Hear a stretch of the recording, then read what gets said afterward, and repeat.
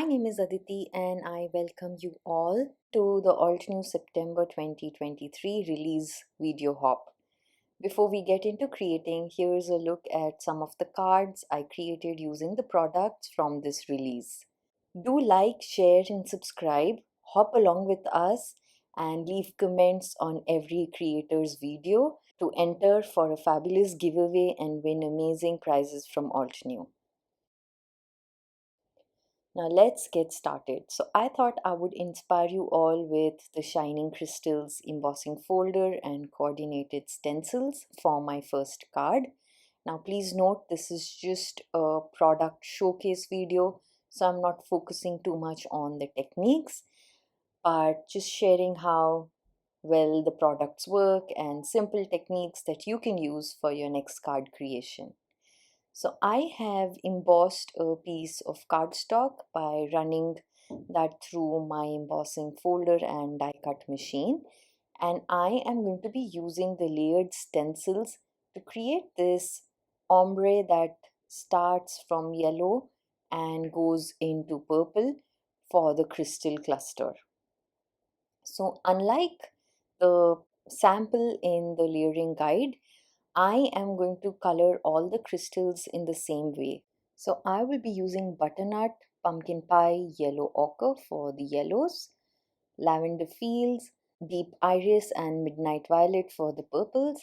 And for the pinks, I'm just mixing it up. I have here puffy heart, rubellite and raspberry.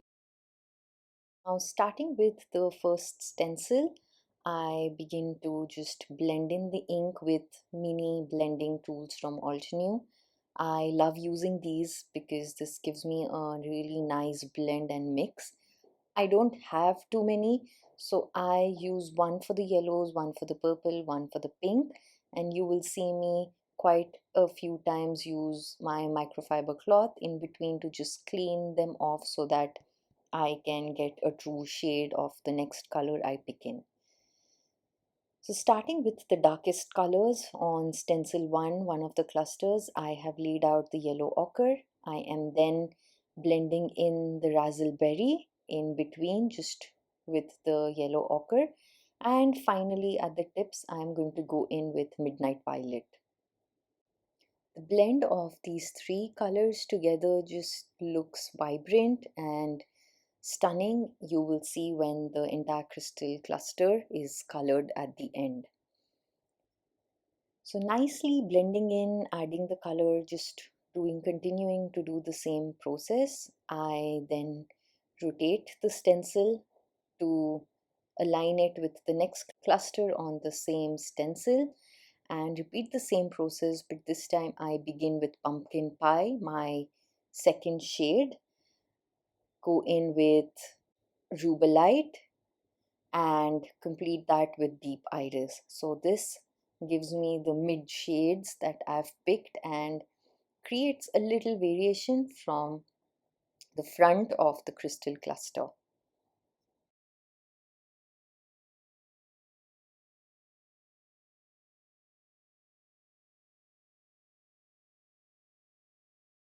And continuing on, just flipping and rotating the stencil. Now for the top, I just blend in puffy heart and lavender fields.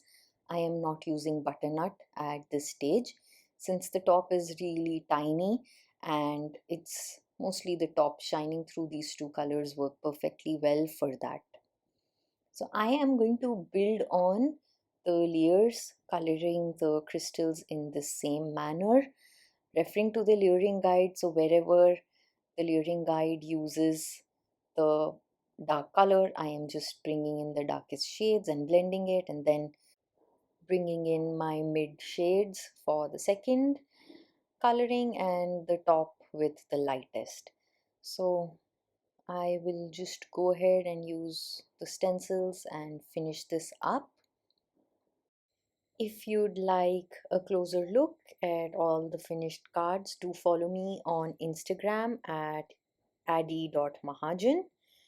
That's in the description box. And if you would like to stay updated, you could visit my website www.aditimahajan.com, sign up for the newsletter and check out my courses.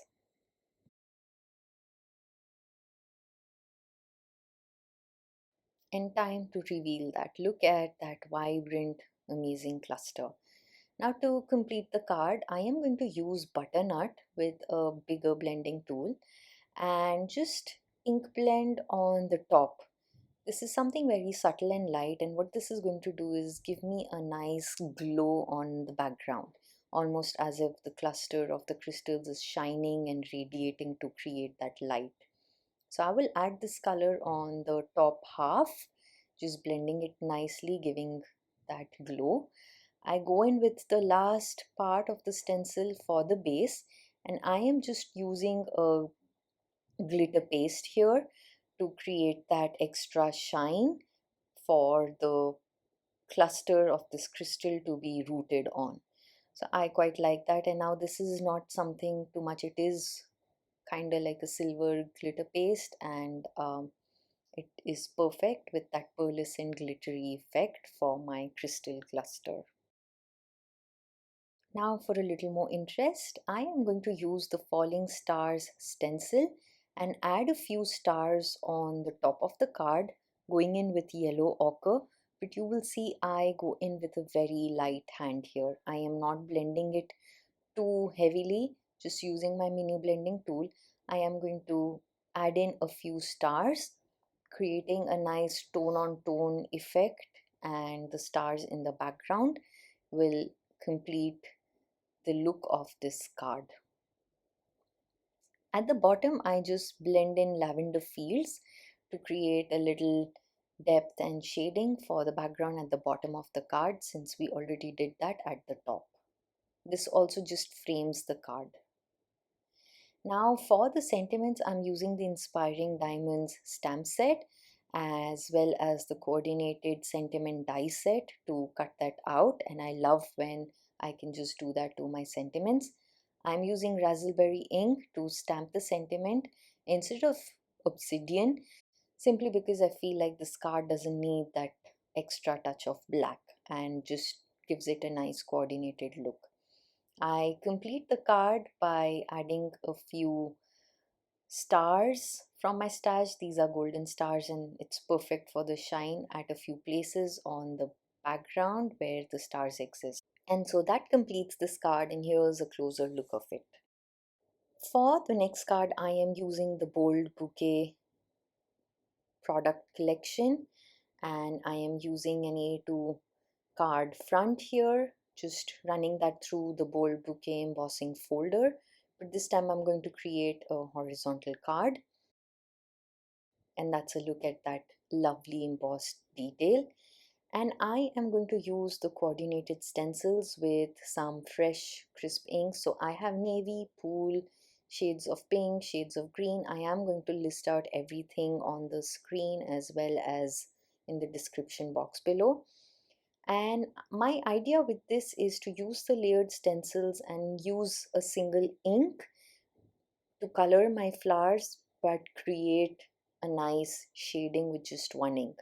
So for the medium sized flowers on the right, I am going to go in with navy, picking up the ink with my blending tool, dabbing it off on the lid, and that's a really great way because I can go back and pick ink from the lid as well. I begin blending it through the stencil, again with a light hand because I don't want my embossed detail to kind of squish away. Using circular movement, I just blend in the ink, and I add more ink at the edges, at the places where I feel like the flower will be darker. Just the same color, but adding it 2 or 3 times there.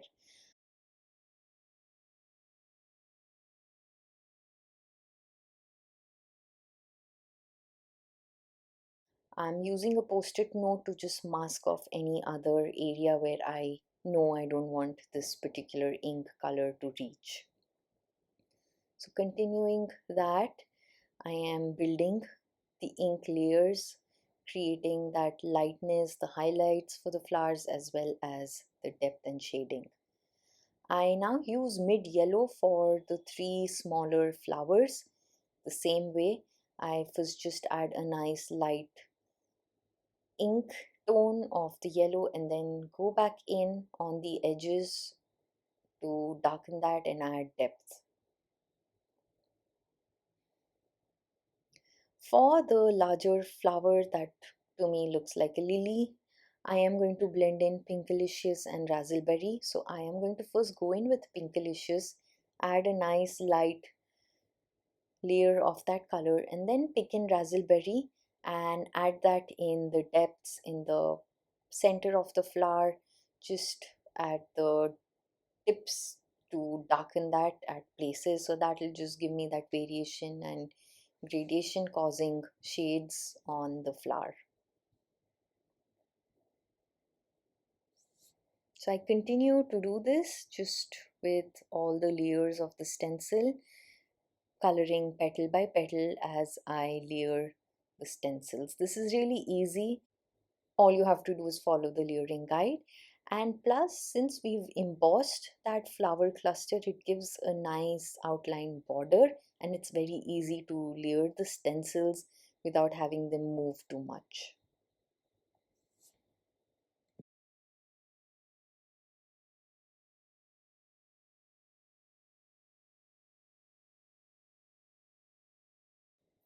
For the leaves, I'm going to create a little different blend. So I am going to go in with Pool first and then use Shadow Creek to blend the two.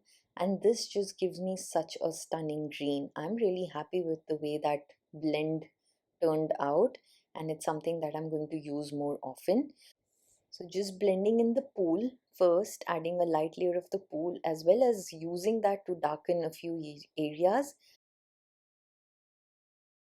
I then go in with Shadow Creek at a few places and blend the two together to create this stunning, beautiful green.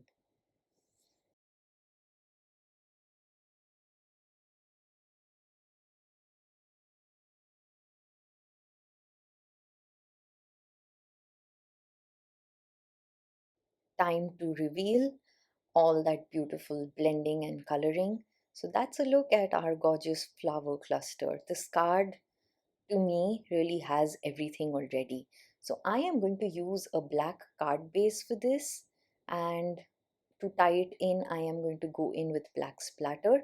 So just adding a drop of black acrylic ink on my acrylic block and diluting that with water. I am going to flick some of that acrylic ink with my paintbrush and add nice black splatter all over, like a fine mist at places and then just bigger splatter at a few places. I'm using the same stamp set and stamping U with the obsidian ink and then using the coordinated die to die cut that. And for my additional sentiment, I am going to directly stamp that on the card base with obsidian ink. Once I know where I want to place it, I just stamp that in and then add the U right over there to create that "You are extraordinary." I did use foam tape to sort of give depth and dimension to the U. Now my final touches, I bring in black gemstones and add that to bring it all together and add that last layer of bling. I did go in with a little gold ink and colored the stamen of the flowers, so that as well adds a nice shine to my flowers. And so that is a look at the completed card. Thank you for stopping by and watching. I really hope that I've inspired you to create something of your own today. Do check the description box for the hop details and the list of participants to hop along. And until the next time, take care and bye bye.